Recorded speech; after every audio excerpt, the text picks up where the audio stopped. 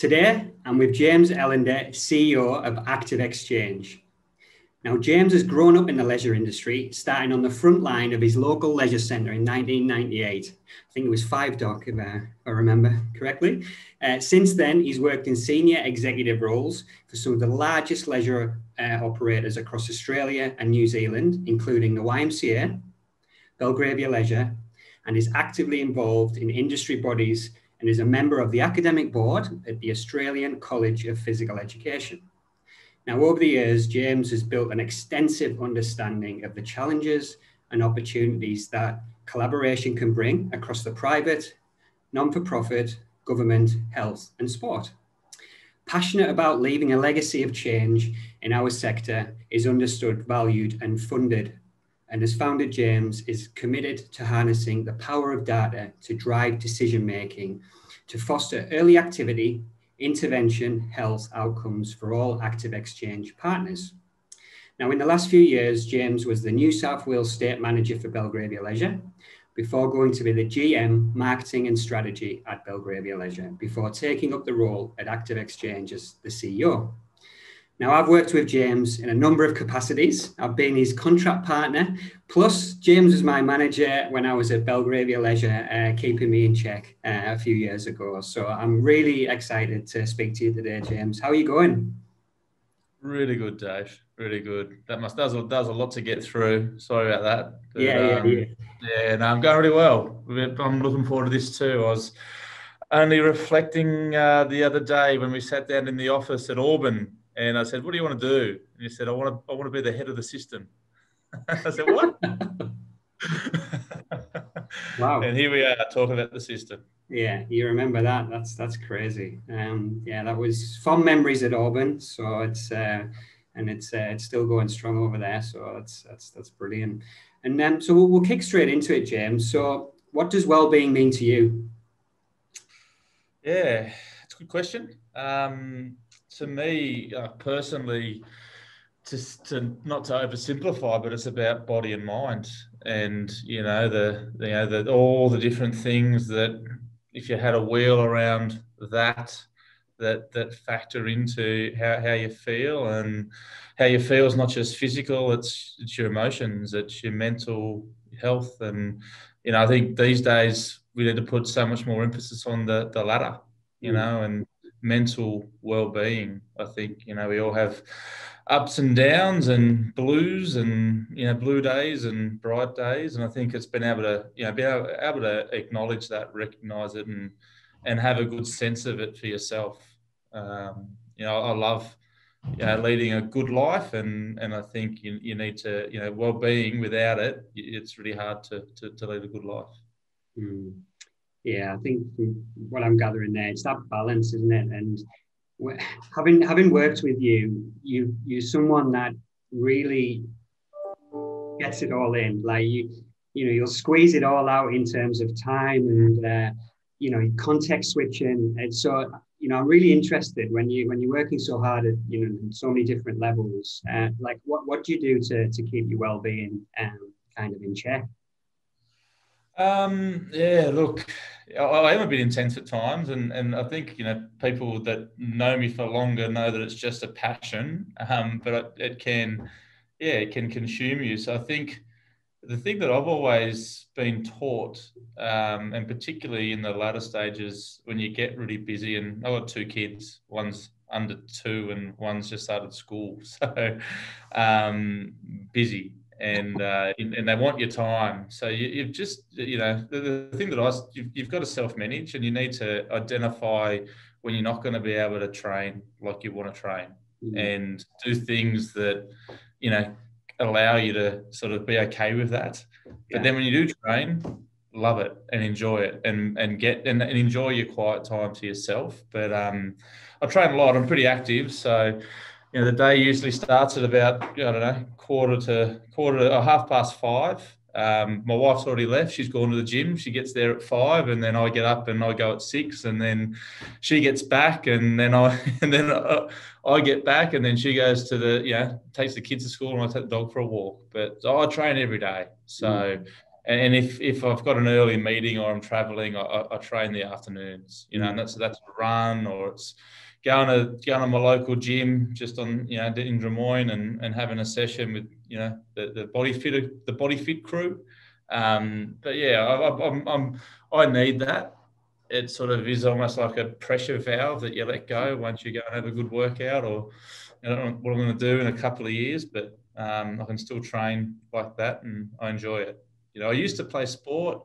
I got injured too much, and then I couldn't train, and then I got, you know, then I got a bit down. You know, you get your your waves. So now I've just learned to not play any contact sport, not play any sport that, you know, outside of training, and that way you get a good balance. And then to me on the weekends, it's just tools down. Time with the family and kids swimming lessons, and now Olivia starts soccer in a couple of weeks. It's all that stuff. So it's just finding the balance. And then, you know, when you mentioned about, you know, work, I squeeze it all in. It's so that I can get home and have some family time. Yeah. You know, like you won't get me between 5 and 8 p.m. You know, with the kids and with the family, and I'll be doing emails. I might, you know, late at night and work at night, but I try and switch off when I should do, unless it's something, you know, really important, obviously. Yeah. I think being able to unplug like that on an evening or on a weekend is so vital, and I think it's a challenge for all of us, particularly with our phones. And you know, emails are always coming through, so to separate that, I think is a real skill, really. And it sounds like you're the lazy one in your relationship. If your wife's the one who's getting up earlier than you. Yeah. I definitely am. Yeah. It is hard to switch off, but sometimes you just have to, don't you? Yeah, oh, you have to, absolutely. So, but I think that self-management is really important that you spoke about. So, you know, it's up to people as individuals, I think, to take the bull by the horn and manage their own well-being, really. So, but really have that support network around you. So, yeah, tell me about ActiveXchange in the health and wellness system. So everywhere I see it's ActiveXchange, and I think, you know, you guys are doing some great work. So really interested to hear a little bit more.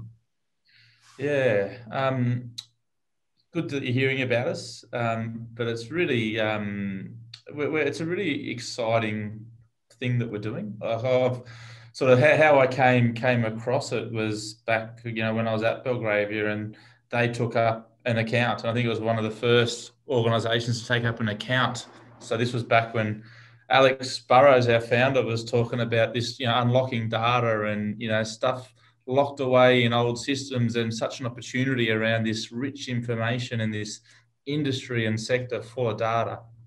But no one knowing how to get it out and get it into this sector-wide, you know, independent, agnostic environment where you can actually learn from it.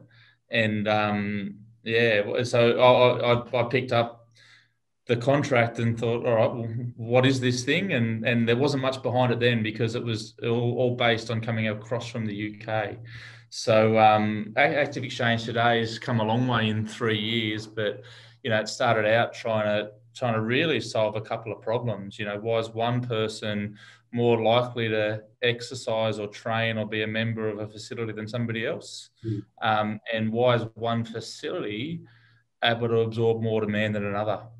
You know, and that's what it started out, you know, back in mid 2018 trying to solve. And, you know, when I was in my role at Belgravia, there was, you know, 200 venues that were trying to figure the same thing out and, you know, deliver on outcomes at a local government level. So I used it then to help inform me and look at where to best spread resources and best, you know, target programs. But it's really evolved since then. It now, you know, leisure's probably the smallest part of what we do. We look at leisure venues and membership, but we now look at sport participation and sport membership. And we, you know, in New South Wales alone, we've got nearly 1 million registered members coming through our ecosystem. You know, we're able to look across sport and across local government and really help better inform decisions around infrastructure, you know, planning, advocacy, you know, funding, So, the sport part of what we do is now, grown significantly. There's nearly 70 state sporting organisations that plug in some way, whether that's with a rolling account where they have access all the time, or they do, we recently did a Centre of Excellence best location assessment in Western Australia for hockey, where you're looking at, well, I've got 3 dots on a map. What's the best one? Where do I build this infrastructure to get the most cut through from a sport? So it's quite an interesting way that, I was really looking forward to even asking you some questions about the system today, because we are sitting across, local, state and federal government in different ways, shapes and forms. We've got a national infrastructure database that's geared around trying to, understand the movement of people through infrastructure and the impact that's having, but also where the gaps are, where the shortfalls are, where the learnings are. We've now got Royal Life Australia, Aquatic and Rec Victoria. We've got, peak bodies that are now partners of the platform, who are trying to understand, what's happening with their members and their cohorts. And, we've got consultants who are continually doing, recreation assessments and area-wide reviews and all sorts of stuff. And that all comes back into our ecosystem. We're even now, we're working with businesses who are looking at, from the private side of things, how does the private gym sector, part of the sector, play its role, and look at, where are its growth opportunities? Because and so we get this really interesting perspective where, and it's across Australia and New Zealand now. So we're seeing it, in my role, I'm going from meetings with local government to CEOs of sport to, to directors at government level.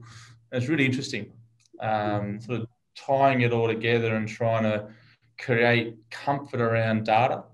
I think you and I sat in a presentation 3 or 4 years ago and someone said data's the new oil. Really, like more than ever before, we need to make decisions with evidence.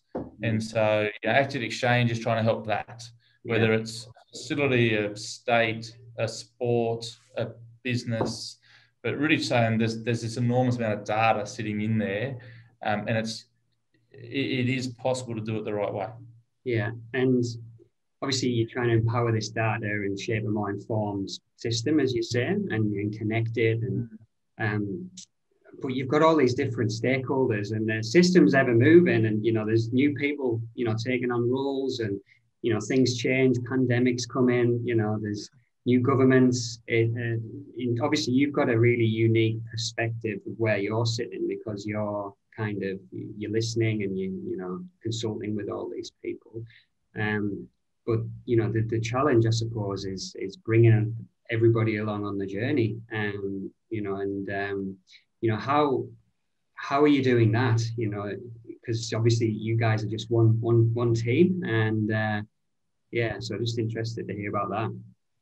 Yeah, look, it's a really good question, and it's something that keeps you up at night, because it is, there's great things happening. I think it's the most important thing that we do, that I'd encourage anyone to do, is listen. Yeah. And there's no solution for a problem you haven't heard, which is something that I remind myself of all the time. And it's even something I've learned along my journey as in my career. If anyone's watching this that worked with me in the early days and my management style compared to what it would be today, chalk and cheese. But what I've learned, and actually had to get coached around was, listen first, then give a solution. So we've got a great product, but there's so many different ways that it can be utilised, and it's listening to what the problems are. We're trying to solve things and solve problems for our customers, and so that listening piece is a really important piece. And I think it's also, it comes back to the being well and self-management, but you've almost just got to take a bit of accountability to lead as well. And we're a private business trying to solve problems in public space. So, we've got to acknowledge that and listen to the issues and the challenges in that, and hopefully, come up with win-win-wins where, the community benefits the most, the system gets a real good outcome because of that, and we've played our role. Yeah. So I think, listening and recognising what you are and how you do fit in is really important. Yeah. Yeah. Yeah, I loved what you said there, James. You crossed over on a few different things, because it's like that you talk about from a personal point of view, your growth as as a leader and a manager. And I think people never stay the same, right? We're always, changing and learning and evolving and stuff. But, purpose of your role and your job is part of your well-being. Like we take a lot of, a lot of confidence from that. But in terms of the listening part, I always love the quote, seek first to understand before being understood. And it's the same whether, for me, going into a community and trying to set up a program, you just don't go in there saying, this is what you do. And, it's for you, listening to all these people and organizations, because we all have our own biases, don't we? Of how we see the world. And getting these different views, that's systems thinking, that's systems leadership, to try and tackle some of these things that you're trying to do. We have to take in all these different views, and it's how we hold that, and then try and work together collaboratively. And with some of the products that you've got, so you've got, like, I think there's the Sports Eye and the Sports Eye Academy and the National Infrastructure Database, etc., and the social value model. Could you mind explaining some of those for us? Yeah, sure. So I guess, in the way they all link together, everything sort of ties back to the National Infrastructure Database. So that's something that we built pre-COVID and then sort of launched it kind of really in the middle of COVID, which was really challenging. So 2020 was really a challenging year for ActiveXchange, in not the fact that business was hard, it's just the reality of sport shut down, government had to do its work, leisure industry shut down. That's our three major partners. There's some really good signs on the bounce back of that. And we were really able to keep positive in it all. But the infrastructure database is I think, a bit of a catalyst for the future. It's around trying to bring all the different state and peaks and data sets together to try and understand, what does infrastructure look like across Australia. We recognise that it's probably not ours to steer from here. So we've actually handed it over and sort of seeking partnership with Parks and Leisure and Sport Australia in some capacity for them to really assess how to take it forward and work with the sector, the system. And we don't know what that looks like yet, and it's still not to be resolved. But it's a really important piece of the fabric or DNA of how we do our work, and that's assessing, opportunity, demand, partnering with councils and sports to understand what it looks like on the ground. Because as we bring data in for membership or participation, we feed it through that database, and it allows, and that needs to be accurate. It needs for the work we do to be really meaningful. Competition, facility, infrastructure becomes really important. So that's an important piece. It's actually anyone can get access to that. So is it free, or do you? Yeah, it's free. So and the idea is that a planner can use it to go into a map and pull up what's around, or a sport can use it if they just want to get a picture of where the fields are and that sort of stuff. So that's free.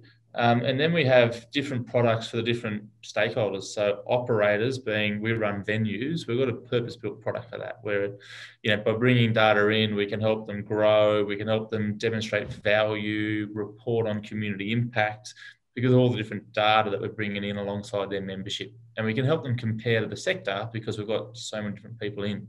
So again, it helps that system understanding where you go, all right, well, we're doing this, but how do we compare? What is the regional comparison? What's the like group of facilities comparison? And it's trying to create that sector-wide view for how those facilities are doing in those first two questions. And we do the same for sport, but different. We help sport understand membership, at a club level across a region. and what that looks like in penetrating specific cohorts and different demographics, and help them understand again where they can grow, or how they can generate value in a funding discussion. And then local government, which I know you've sort of spent a bit of time in local government, but they've got accounts too where they can actually see what's happening in their leisure centres and what's happening in their sports. And as they, it just creates this it just brings the whole sector up to a standard where we've got common ways of talking about data. We've got common ways of justifying how we do things and how we create value.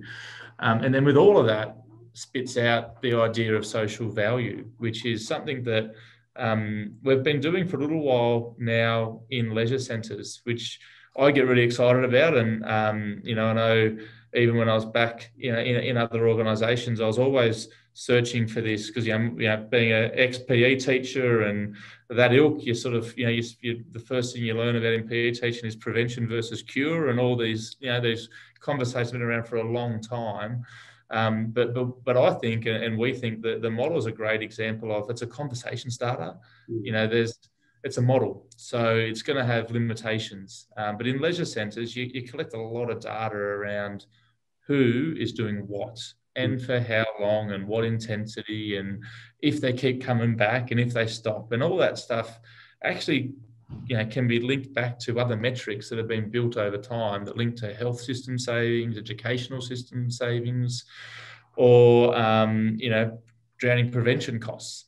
But it's really interesting because that then feeds into this model now where in hundreds of venues in Australia, we're able to say to the dollar what we predict because of the membership activity and sustained activity and length of time doing things it's having on specific acute and chronic health areas, to the dollar value, and how that compares and how it tracks over time. And it's really, really cool stuff. And, we've been lucky enough to be sort of partnering, with KPMG through the construction of that model. They're our research partner who make sure that the information's, is accurate and as best informed as it can be. And, it is really interesting when you start to do that. But, like all things, it doesn't capture casual data. It doesn't capture specific things, but it's a starting point. And I think what we're proud about is that now, at least in the venues that we do it for and the organisations that harness it, is they're actually talking about social impact of leisure centres. Yeah. I think it's fantastic. And, when you talk about it from a local government point of view, and, they're there to provide these services for, their community, and, each council's got its different strategic directions, but obviously the health and wellbeing is usually up there, and to be able to show that social value, and and where people are coming from, is it higher deprivation rates, and that stuff around fees, and so do you think councils will more and more will look at these like within contracts for for operators, so they can really start, so it's much more than just attendances that we're gathering? Yeah, look, I think so. I was only just thinking as we were talking that I can remember sitting in contract meetings presenting numbers, and it was just about numbers in classes and total visits, and this is infrastructure that costs $50 million to deliver, and had a recurring deficit of X, and a sinking fund of Y, and now in that same sort of venue we can be talking about a $12 million annual contribution, of social value. So I think that will happen over time, and I think things like in the past, the CERN survey or the Royal Life Audit have been part of tender specifications. I think the more and more, recently we had a venue or a project in Victoria, with the social value model underpinned post-delivery of project construction, it passed the treasurer's test around value. And so I think as those things start to happen, that very well may be the future. What we are seeing is local governments taking out accounts with us regardless of who operates the venue, where we've got multiple operators under the one contract on an account. So which is great to see, where they're seeing value in the data sets and the consistent views. So regardless of what's happening on the ground, they're getting a consistent view, which I think is exciting.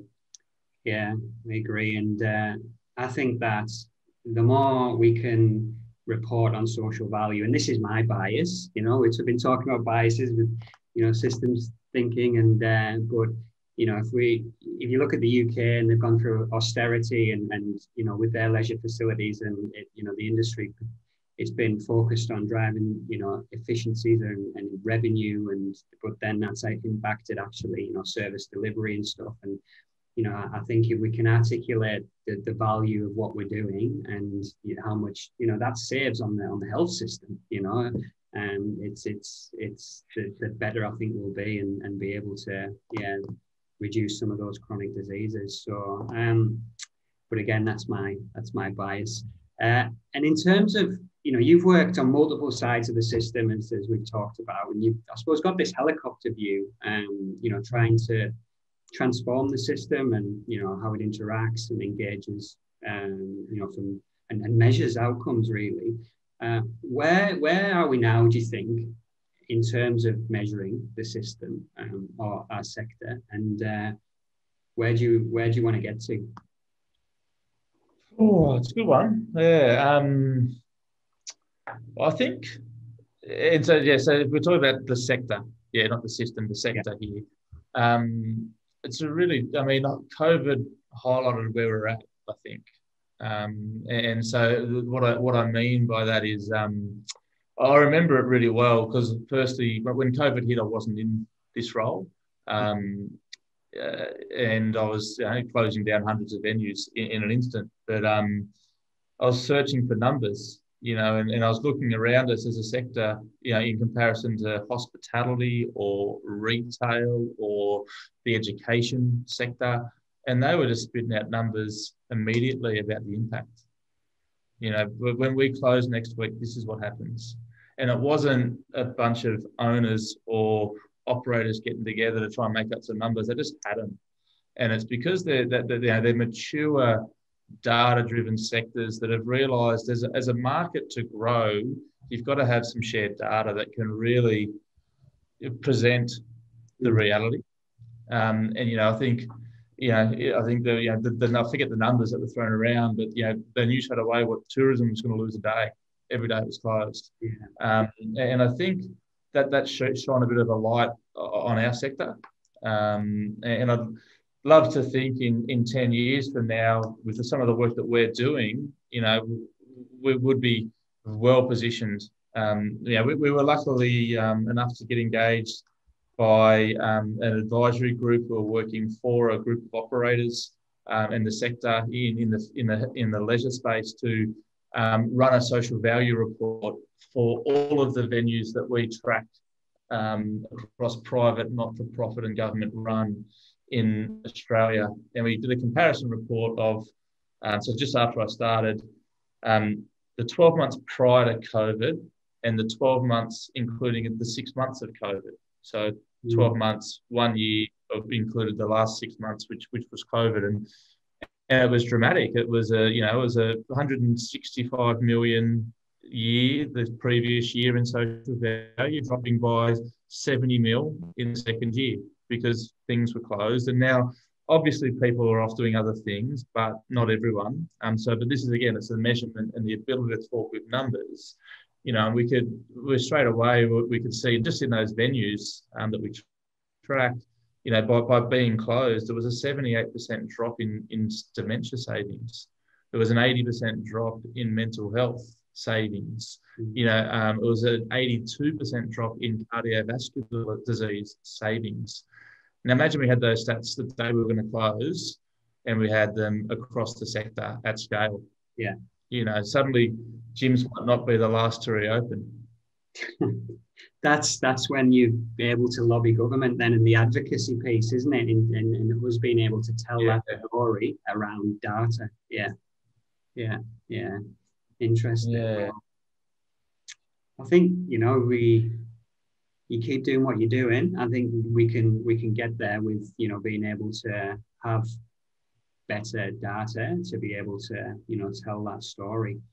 And you mentioned there about chronic diseases, James. So, one in two's got a chronic disease. And if you could nudge one part of the system to improve the well-being of Australians, what would it be? Now, I've been thinking about this, and you're probably going to say data, but what would it be for you? I was going to firstly ask you, what are my options?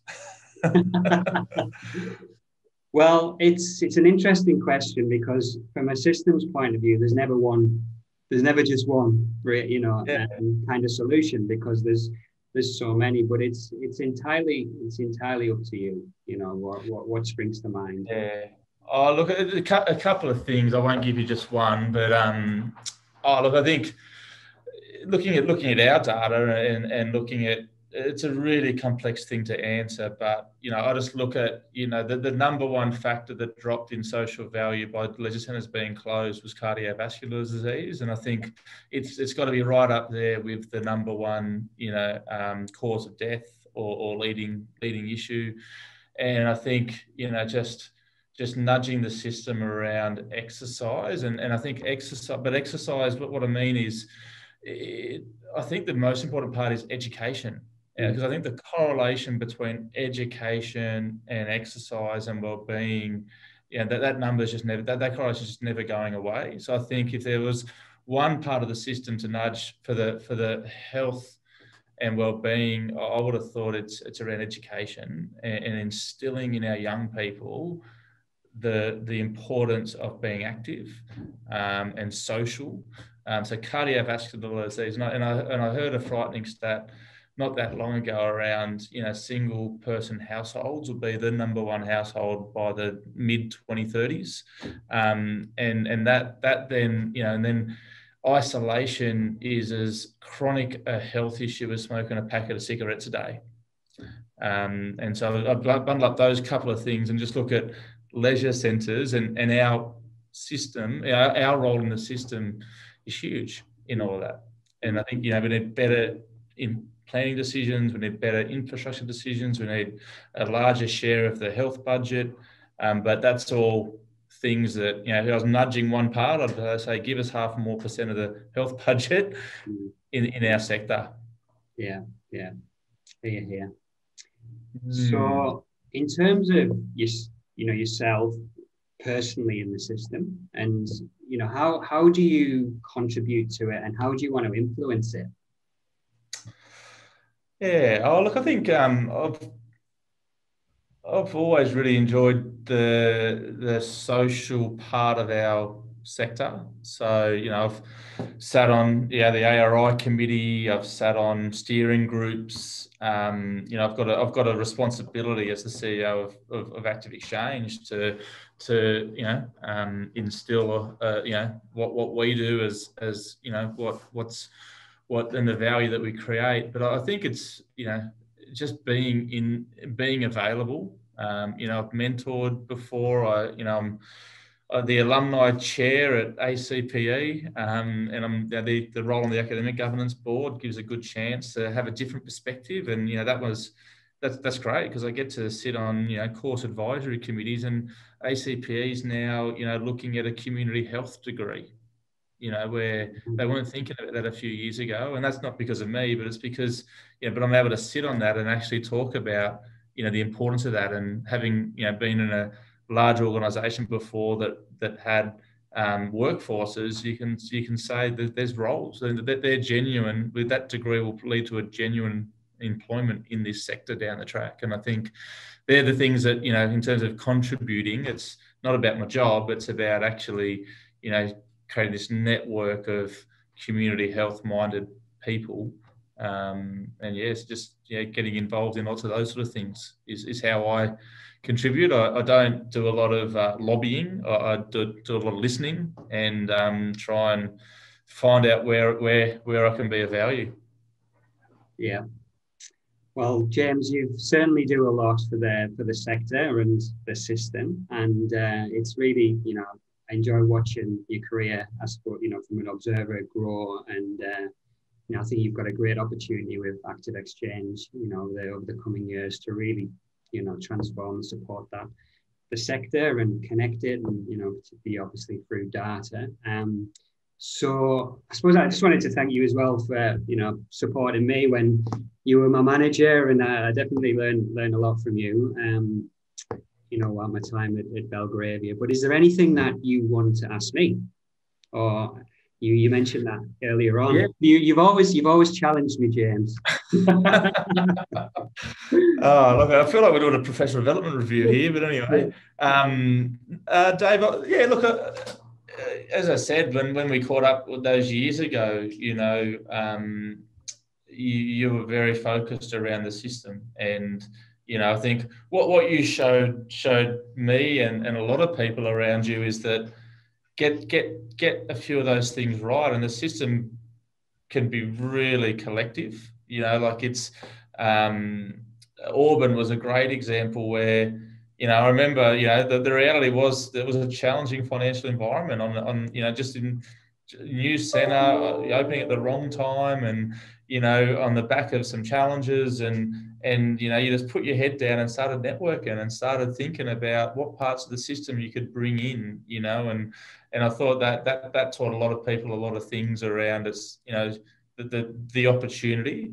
What do you think, with your now view, having worked in government, having worked in private run venues, or all that sort of mix, us as a private, what's our role? How do we find our sweet spot in that complicated, often bureaucratic for a reason, and governance for a reason environment? What as a private, what's the sweet spot? What's the, where do we play our best role? It's a very good question. And I think, it can't just be left to government to provide these services and try and reduce these chronic diseases that we talk about. And I think there's a role for everybody, and it's how that fits really. So I look at things from how can we provide for those most in need, right? So I see these leisure facilities, and a lot of the time, as we market maybe to some of the more healthy or fit people, and then they're generally the ones that come through the centres. So my I suppose dream or ambition is that these facilities are used by the people that really need it. So if you can articulate that the social value of what these facilities bring, from people from these diverse communities and low socioeconomic, and then and can do that on scale, then in terms of being able to lobby and advocate to government about the importance of preventative exercise, and not just as reactive, then I think that's gonna really help us to be able to build the case for physical activity and wellness as a sector, because we can't just continue to be doing what we've done all these years. And there's things out there like proportionate universalism, which I think is so just some fancy words, but really taken a life of its own from the UK, and that's it's just all about we provide to everybody, but it's a universal scheme. So even people from affluent areas, they would still get access to facilities and leisure centres, but maybe people from low socioeconomic areas get a little bit more access. They might get 8 hours. Somebody from an affluent area might get 2 hours. But then if you can articulate the benefits of that, then I think there's the sky's the limit, really. Yeah, it's definitely food for thought, particularly the whole challenge around deprivation and disadvantage and access. Yeah, we see firsthand. You know, we only just did a review on, I think, 100,000 swimming lessons, swimming enrolments, and the gap. So once you get to high deprivation on down this end, the drop in enrolments is just stands out versus the shift up to no disadvantage and and enrolment numbers. Really interesting stuff. How do you keep motivated? Oh, it's a good question, James. How do I? It's visceral for me. So the work that I'm lucky enough to do and help people and work with different organizations to create programs and things. When I see people growing up, given the opportunity, it's from a selfish point of view, it gives me a lot of satisfaction. So there's a lot of drive there to help those that are most vulnerable, really. And sports always taught me that from a young age. Growing up in Germany and not being able to connect with anybody around, because of the language, and football was the one thing that connected me. So that's just stayed with me. And no matter where, when I've worked in communities, it's just what lights me up and fills my cup, really. So I feel really lucky to work in this, in the sector that we do, and be able to provide positivity, really, and opportunities for people. Yeah. Yeah. Great. I don't know how you stay motivated to do a triathlon, but well, maybe one day you'll do one with me. Yeah. Well, James, it's been great, and thanks for giving me the time today and asking me a few questions. So that was really good, and wish ActiveXchange all the best for the rest of the year, and look after yourself, and I'll catch up with you soon. Thanks. Thanks for having me, and good luck with collective leisure. I'll chat to you soon. Thanks, mate. Bye.